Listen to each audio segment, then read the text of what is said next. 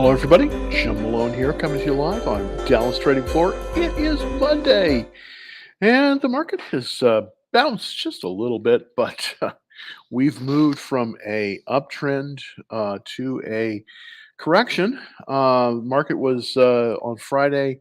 We had a pretty much of a down day, and we went from a market uptrend under pressure to a market in correction. So today we are in a market in correction. So here's the thing. I unloaded two of my positions. Wow, can you believe that?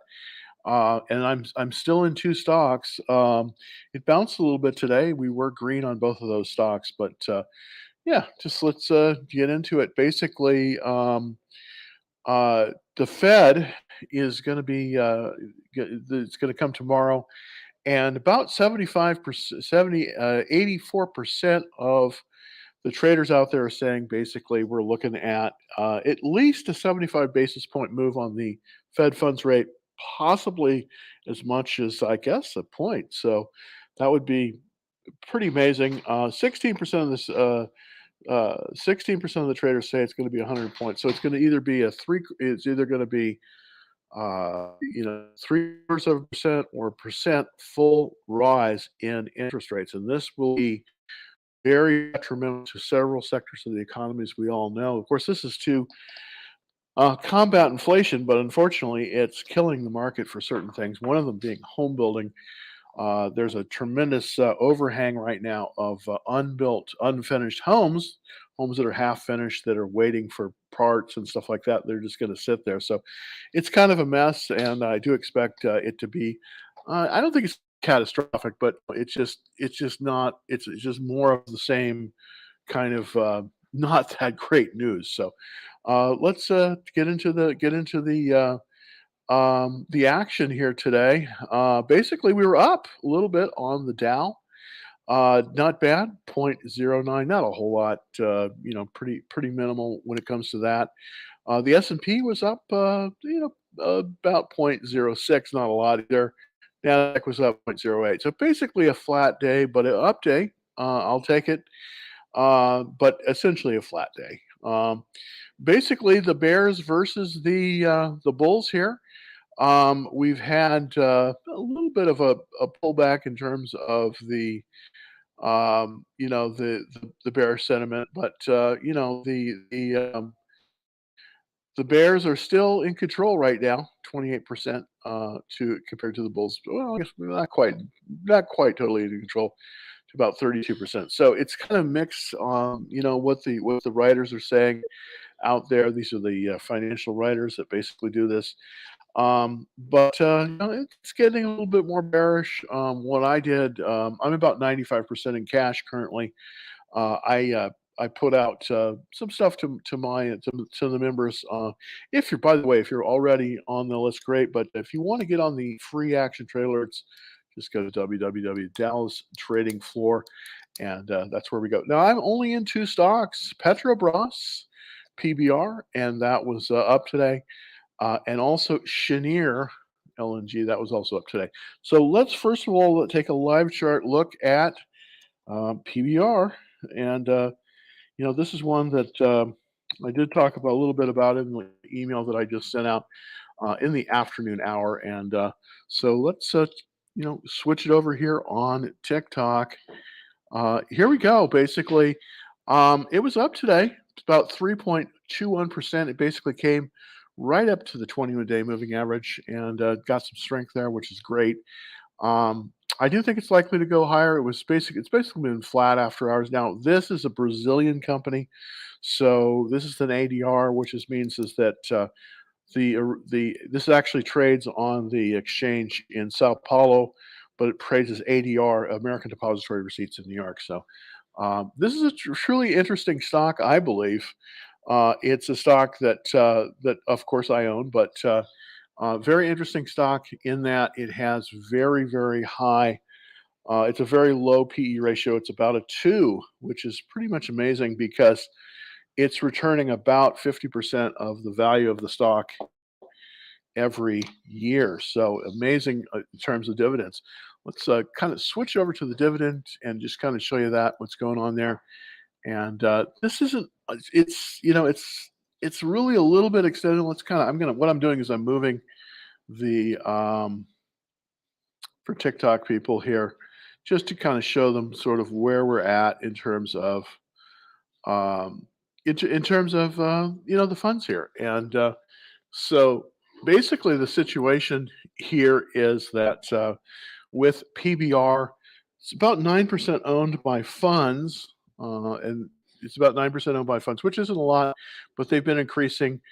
In March of 2022, there were 469 funds in, and then just as of late, 486. Now, interestingly enough, their sales have been going up by double digits every quarter for the last year, up 77%, 67%, 95%, 46%. And interestingly enough, their profits, and that's really the key here, their profits were up significantly this last quarter, 111% quarter over quarter. So potentially coming into coming into 2022, they're looking at approximately an 80%, 83% in profitability for 2000 and for 2022.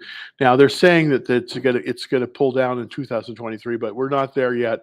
The yield on this issue, believe it or not, is 45.6%, with essentially an 8x turnover. Pretty amazing when you think about it. It's a fairly volatile stock because it's relatively low priced, but it does have a lot of debt too. It does about 100% debt. But it's an interesting stock in that it's in the top. Its relative strength is very, very strong. The relative strength on this one, basically a 98. I guess, yeah, it's a 99, excuse me. So this is the top 1% of all the stocks currently. Normally, I don't go for big PE stocks like this, but in this environment where it's a kind of a show me environment, people want profits and they want them now. This one is doing fairly well. So, can we buy it here? Well, let's take a look to see if we could do it. I'm going to just kind of move my camera once again over here to the to the box and kind of give you a look see on where we're going on that. So let's take a look at the checklist on this one.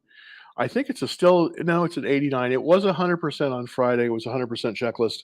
Currently, the checklist on this one is an 89%. The only thing it's really failing on is the earnings per share, more than 80% a year over year, and I think it's going to exceed that this year, depending on where it's going through. But basically, what happened was the stock basically got support at, at the 21-day line, and it's been moving higher since. So, can we buy it here? Well, I would be a little bit concerned. It's pulled back. So this, the problem with this market, buying really anything in this market, is that the overall market is in a downward trend, and so buying this, you could probably start nibbling here. I wouldn't probably buy any more than a half position. I probably wouldn't buy a full position here. It just doesn't. I don't think it adds up based on the overall market condition. Again, I've been trimming I've been trimming my stock, and I'm really down to just very little. But the overall market unfortunately is moving lower, so that's a kind. The relative is high because the rest of the market has fallen. So not an easy place to look. Let's also look at LNG. This is the liquefied natural gas company. They actually liquefy these. They actually liquefy the natural gas in two locations: Sabine Pass, Louisiana, and Corpus Christi, Texas. This has been doing quite well. It was up about 5% today. Basically, it's continuing to be strong even in a weak market. As you'll notice, there was a lot of volume that came in on Friday. As the rest of the market was going down, people were buying this one. And this has a 98 relative strength. So this is in the top 2% of all shares right now. out there. So pretty strong when it comes to that. Let's look at the checklist on this one. Uh, this also has an 89 checklist, a little bit down from Friday, but still extremely strong and good on that.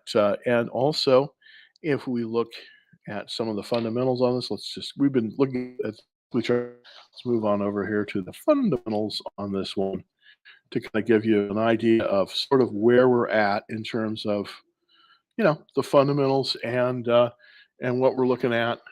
Um, what we're looking at in terms of this stock. The sales this year have been up 100% or more each quarter, so that's indeed very, very strong.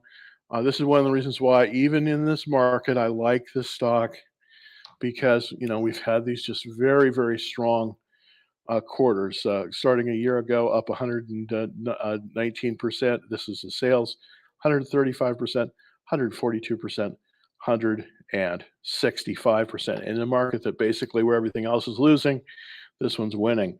Now, one of the things also that I always check on is the amount of funds. Now, 51% of this stock is owned by funds. So that's something that we got to look at. They've been going up as well. As of late, we've had 1,785 funds in it. So it's really, really strong. Last quarter, we turned the corner and we started to make some real profit. They had been in a sort of a losing position, but now it looks like they're going higher. And there was some talk that they're going to be buying back their shares. So kind of a strong. It's been very, very strong for Cheniere. So hopefully it will move higher. It's a little extended. I probably wouldn't buy any more here. I'd like to I kind of wish it would pull back a little bit. Let's go to the daily chart so that I can show you where I would be buying. I've been buying this. I've been accumulating it, but right now, in terms of where we're at, it's just not.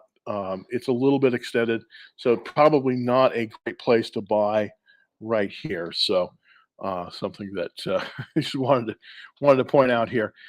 If you'll notice, it's right at the 21-day exponential moving average. Let's take a look to see. 89 checklist on the technicals. We're 33.25% above that 21-day line. I do think you could buy it here. You could make an argument for buying here, but again, we're in a downward trending market, so be very, very careful. I would not buy a full position. I'd buy maximum half position, but we are at a technical level here where I do think this one is buyable. 98 relative strength on the relative strength. So it's top 2% of all the stocks currently. There was a big sell-off on Friday, but then boom, it came out. The buyers came right back in. So tends to be pretty strong when it comes to that. So that's kind of those are the two stocks that I'm owning. Not very exciting. In the small portfolio, just so you can take a look, I'm mostly in cash, as you can see. Right now, only really have this is in the small portfolio. I really only have a position in Petrobras PBR. That's the Brazilian National Oil Company. So that's really all I have. And then in one of my larger portfolios, I have the position. I have a little bit over a full position in LNG, which of course is Cheniere. So those are the ones that I wanted to kind of highlight here. Let's go to some of the questions. Thank you so much, Charles. Always great to hear from you. April Fed rate looking. Let's see. Leveling off at 4%. Yikes! Not above 5%. I think we're going to get whacked. I mean, I'm not trying to be a pessimist here, but I just think they're going to have to do it. I think they're going to have to get really strong with the rate rise here because there's just nothing else. There's nowhere else to go. I mean, they've really got to be um, in order to get at least a little bit of a break on inflation. They're gonna need to be they're gonna need raising it. I'm actually old enough to remember when this was happening to Paul Volcker. I actually This ended actually my career in real estate. Many years ago, I was a realtor, believe it or not. This was one of the first things I did between high school and college. I did it for about a year, but at the time I was in business. It was 10.5%. That was the best rate that you could get. Basically, you could only sell to people that had government jobs because they were the only ones that the banks would take. So it was very, very tough.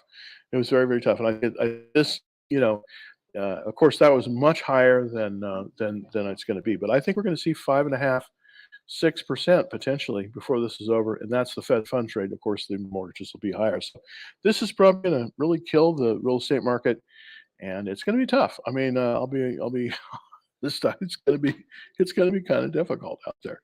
All right, Charles is looking at Exxon Mobil. Great stock, by the way. For years, this is just for 110 years, this has been a winner. Now it's pulled down a little bit. It's pulled down a little bit today. It's come up down to the 50-day line in a cup and handle. And I probably wouldn't buy it here. I would wait for the reversal. But let's take a look at the for everybody on TikTok. Let's kind of take a look at the action on ExxonMobil. Comes here with a cup, nice handle. I'm going to draw a trend line there. So we're below the trend line. We're bouncing off the 50-day moving average. Now, in can slim trading, what you're looking for is you're looking for these base patterns. Now, my pattern recognition is showing this here. This is a cup with handle. This is probably one of the better patterns. Typically, what will happen is the stock will come up to a peak. In this case, 105. 67. That happened basically back here in June, and then it will retrace. It'll come all the way down, and then it will start. And then as the sellers, as the weekends get taken out, then and people refuse to sell, then it will start to make its move back up. And then typically, what will happen is it'll come up to a secondary peak, as you can see. And the secondary peak is at 101.65, and then it will treat again, and it forms this handle. Now, what's good about this is it's kind of like a spring load. This is kind of like cocking a trigger. Typically, what you're going to see is it'll come down, pull back like that. You'll see some volume action coming in. Now, this is selling, but what will happen is typically that's where it will reverse. Now, in a stronger market, I would probably be a buyer here in a stronger market, but I'm a little gun shy right now as the overall market is moving lower. So chart, this is poised for reversal. It's not ready yet. 89 checklist on this, so it's very strong and look pretty good. The question is, where will it reverse? Well, what I'm going to do here is I'm going to move over to the to the daily chart here again, and look at where that 21-day line is. Typically, this is where I like to trade off of. I like to look at the technicals here and look to see where that 21-day line is. I like to trade within 5% of this line, and definitely it is. It's a little bit lower than that. It's 1.84% below that 21-day line. So even though it hasn't made a reversal yet, I suspect it will. Why? Because that typically is where it's going to get support. And it definitely did get some support. If we go over to the 5-minute chart, you'll see that right at the end of the day, we're starting to see a little bit of a movement up. And also at the end of the day, people are buying it at the end. The day traders are getting washed out, and the people that are willing to hold it overnight are coming in. So very strong, definitely in a good category. It's in the oil and gas integrated area, and in a weak market, these companies like this have the sales. So if you're interested in this, I would wait till tomorrow. Let's see if it reverses off that 21-day line. If it does, you want to buy it probably right at about the 21-day line, about 94, 95, or about 95. So 95 would probably be a great entry point if you get a reversal. So if it moves above 95, that's probably where I would look possibly to buy it. So for ExxonMobil, XOM, if it moves above 95, then possible. And the reason that you want to do it like that and not just buy it, obviously on the dip. Everyone says buy on the dip. I'm not a believer in buying on the dip, and the reason is because who knows when that dip is going to end. So it can dip and then it can continue to dip even more. So you want to buy it as it reverses. I do think that that's probably gonna happen right at about 95. That's oops, I said XON. It's XOM. I gotta get this right. It's XOM is ExxonMobil. I think it's viable if it moves above 95 because it'll bounce right off. Hopefully, it'll bounce right off that line with this cup and handle formation. So that's something I'd be looking at. We've still got a good amount of time until earnings. Earnings are about 39 days in advance. So we definitely have time uh, coming into earnings. You don't want to buy too close to earnings uh, because you can get nasty reversal. That's looking fairly good. So ExxonMobil, definitely like it. I would be at, I would be probably trying to buy it above 95.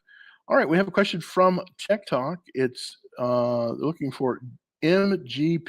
I don't know that symbol. Let me look at that correctly. MGPI and see kind of what's going on there. And there we go. MG. Oh, it's ingredients. I'd like this company. Yeah, yeah. I'm not. I think this is kind of like Darling. Yeah, distiller ingredients for. Okay. So I like this as an alcohol producer. This is interestingly enough. There's really nothing super exciting about this area, but it came down and it's doing fairly well. And let's interestingly enough. So Darling, okay, I wanna look at this, compare this to another stock that I know in this industry, so let's look at that really quick. Okay, so there we go there. Boy, that's a good chart. Oh, right, see if I can move it over there. Hold on, I got it. There we go. Alright. Sometimes I don't get it. There we go. Alright. So this is the chart of, um, the ingredients company. Let's see if I can oh, let's see. My windows are I don't know if I'm yeah. Am I in there? Oh. Oh, okay. Well,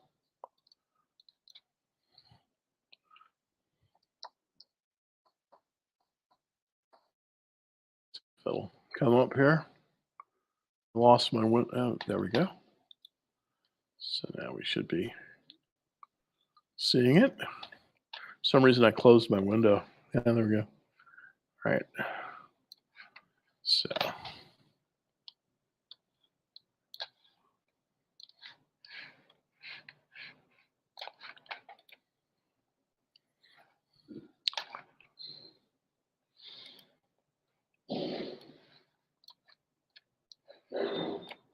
there we go. All right. A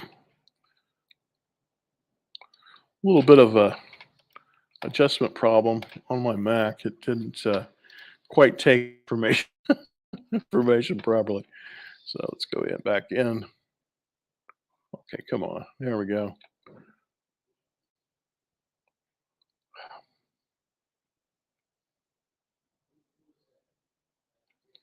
All right.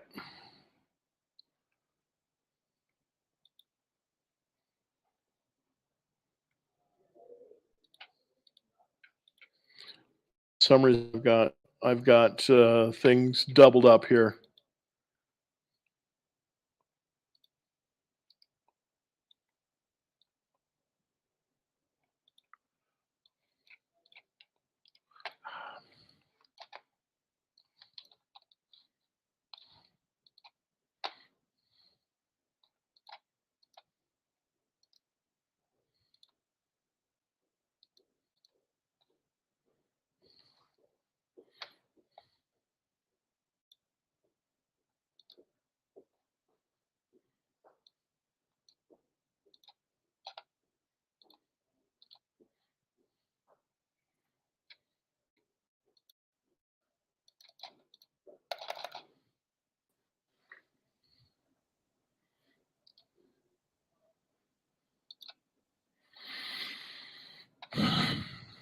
Sorry about this. I've got a little issue.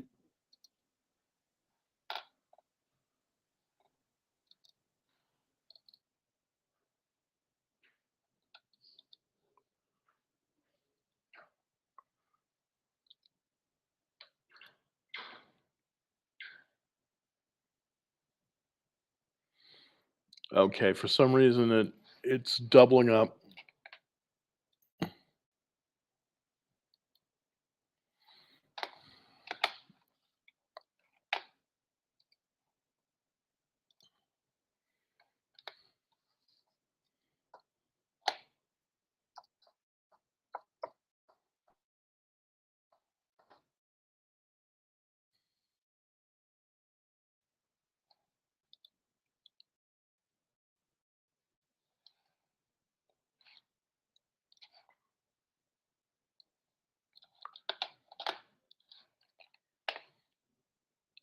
Okay, let's see if we can get in. I did it again. So I'm just going to be an echo on this. Unfortunately, yeah. Okay.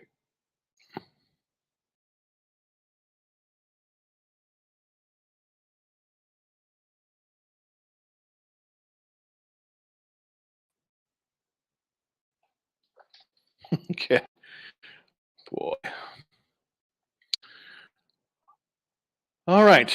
I'm going to have to end the broadcast. I'm having technical difficulties. Um, and sorry about this, but one of the things with StreamYard, I'm probably going to have call it a day today. I hope to see you back here tomorrow with some more information. I'm just getting echoes, and it's just not looking good.